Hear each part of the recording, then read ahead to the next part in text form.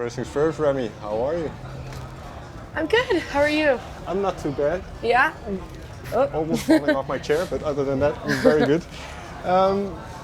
Where I want to start is your love for music, because I think it's always been with you, but you were also a very successful, accomplished skier. So Yes. when did music start to kind of push to the forefront? Push to the forefront. Yeah, so I was a ski racer, and I've been listening to music and singing since I was really young. Like when I was in elementary school really is when I started loving listening to music. Specifically, actually, I remember like Justin Timberlake, his early songs like Justification, and I also really liked Jason Mraz at the time and stuff like that. But I think when it really kicked in and when it was like the forefront of my life was when I was 15 and I started really writing and listening to a lot more music and just kind of like sinking into more like older music, less kind of pop radio, because I think when I was younger it was a lot of pop radio stuff, but started listening to like Stevie Wonder and like the Beatles and just like older bands and better music, I guess. I find that interesting because when there's music that you kind of hear just because it's around, and there's music that you kind of delve for, that you're looking for, and I think that's what you kind of mean, that exactly. you kind of start to form your own tastes. Do you remember any of those early thoughts that you wrote onto paper, or those snippets of songs that you wrote when you were 15, 16? Oh yeah, I remember all of them. Okay. A lot of them were recorded. Okay. Because it was me and my friend Chloe. We were in a little band, and we would write a lot together. I would write by myself, too. And I remember actually the first song I ever wrote by myself. This is annoying, but I wrote it by myself in my friend's kitchen. And that summer, I went to this Berklee College of Music summer camp. It was like a songwriting camp for 2 weeks. And I ended up like winning some sort of like competition that they had for that song that I wrote by myself. And I was like, whoa, like, am I like decent at songwriting or something? Because it was a shock. Nobody in my family is a musician. I didn't grow up around musicians. Really, I didn't grow up around like a lot of people who are into music, just passively into music. So being somebody who was actively into music was quite different. Sure. So yeah, the whole thing initially was very strange. But that makes it even more interesting, because you do have a great voice, obviously, and then you have a musical inclination, a musical ear. You can hear that in the type of melodies you make and kind of the structures and arrangements. So how do you see that development from that first song that you got kind of some attention to where you are now and having a full album out? I mean, yeah, that was like more than 10 years ago now, so a lot has changed. Sure. I mean, yeah, I went to music school. I only hang out with musicians all day long. Okay. I'm constantly surrounded by music. It's the only thing I think about pretty much all day long. It's like music and food and like sex. Are like the things I think about. So that's different. I think in high school I cared about school at the time, so don't care about school anymore. I wasn't very good at, I was good at school, but I hated it. And I somehow slid by. I don't know how, but now there's no school, so it's just unadulterated music all day long. But what goes through your mind then? Are those just song ideas, bits of lyric? Can it be anything? Song ideas? No, not really. I mean, when I'm on tour, it's really about like consuming music and like kind of just like curating a soundtrack to my life in a way that feels really real. And I'll get really I have the time to get like really deep into other artists' catalogs and like dig and just get inspired in that way. And then when I go home, is when I actually get creative, and I think that stuff kind of subconsciously sinks into my psyche and then inspires me retroactively. Who's someone who you did a deep dive into recently? Deep dive into recently, Alex G. Okay. Always, I love him. Who else? Last tour I was heavily into Drake. Okay. Like a really deep dive into Drake and a really deep dive into Mitski, whose catalog I hadn't really gotten into, but I'm obsessed with her. Okay. Yeah, it's kind of all over the place. But what you mentioned is that the music being a reflection of kind of your life and wanting that authenticity.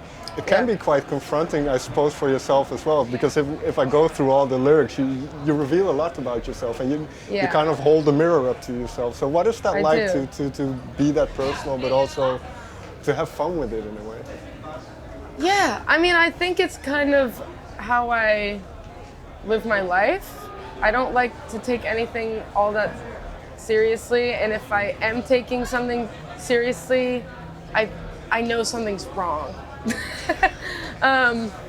So I think it's just how I grew up and how I just like living, and that's just reflected in my lyrics. And I love humor, and I love to laugh, and I want other people to laugh. And but I also I'm a thinker. I feel a lot, so just combining those two aspects of myself is, I think, how the music is. How it gets made, yeah. And also I read somewhere that you said you kind of want to push the boundaries of what is capable in pop as well. So how do you then marry those thoughts and ideas that you have with the sonic landscapes in which you operate? Yeah, I mean, I think that I'm very inspired by the classics, but I also like to have fun, and that's kind of how the sonics work. Like there's a lot of just great chord progressions that have been around for a long time, and guitar, just guitar. It's been around for so long. It's in so much music, and I love it, and I want to showcase it all the time. And I love bands. Like I love bass, drums, guitar. Like I love that classic sound, but then also combining that with modern fucking technology. And synths and cool other little things. But I think it's really rooted in history in a way. I'm a band girl, I love bands. And I love that sound. But that's cool that you say that, because I saw some live clips of Quiet on Set and stuff, and that is that band feeling where the energy that you then have. Yeah, so that's like band and hip hop, like 90s fucking Beastie Boys, like Rick Rubin, but fucking Rage Against the Machine. Like it's all of that combined into one. Because I wrote down a lyric. I think it's from Quiet on Set. I just want to protect my energy. So that energy that you have when you're on stage, what is that like? What is that feeling? Can you describe that? The energy on stage? Oh, it's quite a feat. I don't know. I just get so much. It's so adrenaline filled, and I like playing my music. Like I really do, and I want everybody to have a good time. And I'm trying to create like a safe space. A safe space that people have also never been to before.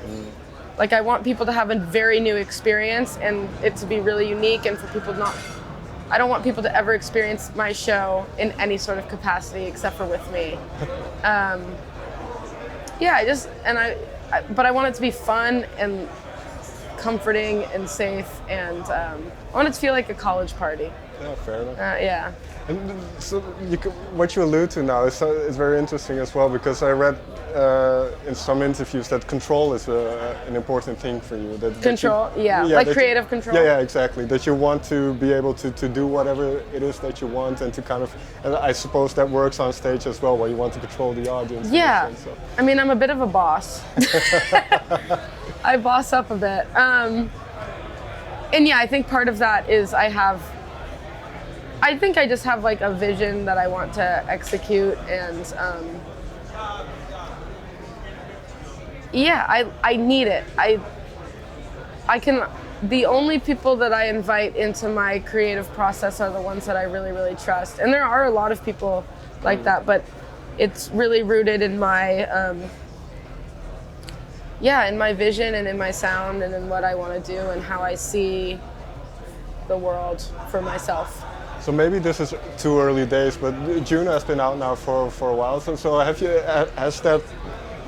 where's your gaze now in terms of that vision, in terms of kind of what you want to do next?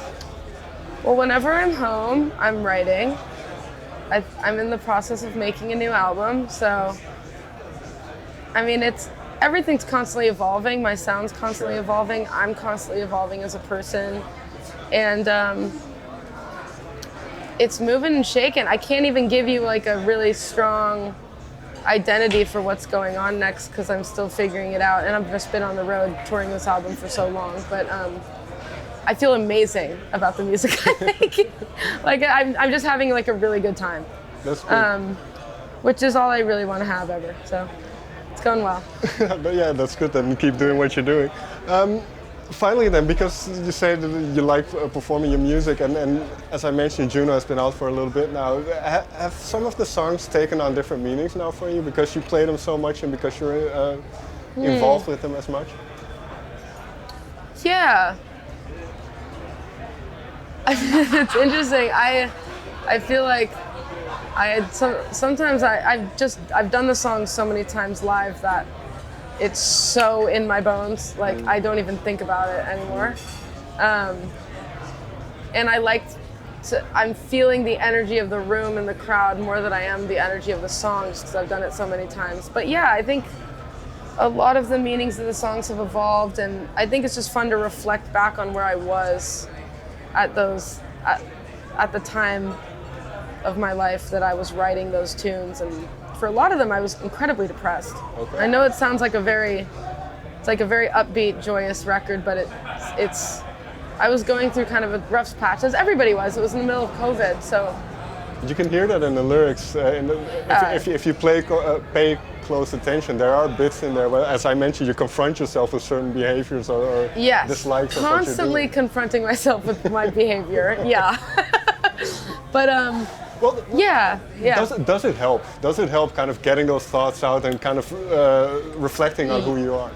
It's everything. I mean, it's truly my most singular way of expressing myself, and it's how I learn the most about myself, is through making music and then performing it, and yeah, just the whole thing. Everything music related in my life teaches me my biggest life lessons, I think. Yeah, because you gotta dig deep in order for it to matter, and I try to dig deep so that it matters. I think those are great words to end on. Remi, thank you so much for taking the time. Thank you. This is great. Thank you so much.